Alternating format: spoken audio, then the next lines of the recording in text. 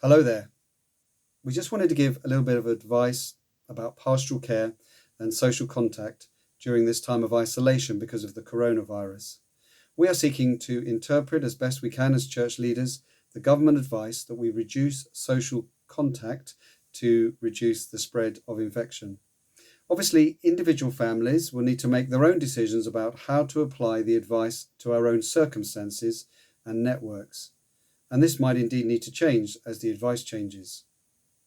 So we don't want to give specific instructions, but we do want to encourage you to use the principles of honouring the governing authorities and loving our neighbours by minimising the risk of spreading the virus by greatly reducing social contact, by total self-isolation if we are ill, and with special attention to the elderly and the vulnerable. In terms of our church ministries, we've closed down all of our meetings, including those smaller meetups that are part of church life, Bible studies, planning meetings.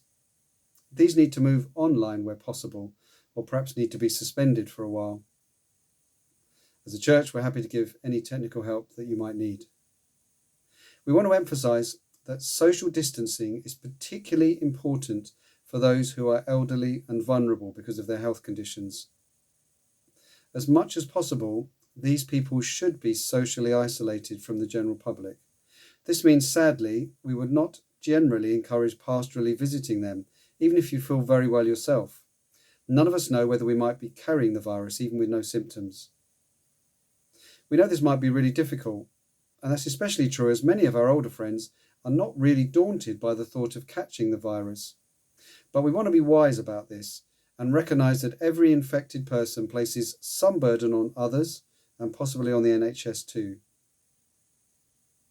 But all this doesn't mean that our pastoral care has come to an end. Please do make sure that you look out for your friends, your brothers and sisters in the church, and that there's lots of contact going on, phone calls, text messaging and emails. There may be particular ways you can help someone, such as shopping and collecting their medication. And in some cases, people may need us to enter their homes because we are their primary carer, or they need some other contact, or we need to deal with some technical problem or help them in some other way. Obviously, when we do that, we want to observe the protocols that the government's advising.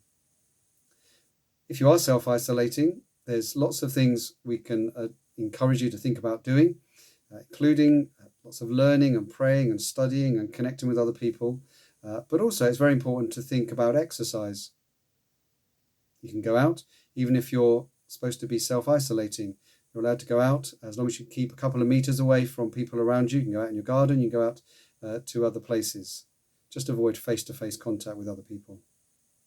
And in all of this, we're not acting out of fear, but faith in God's sovereign purposes, respect for the authorities, and love for our neighbours.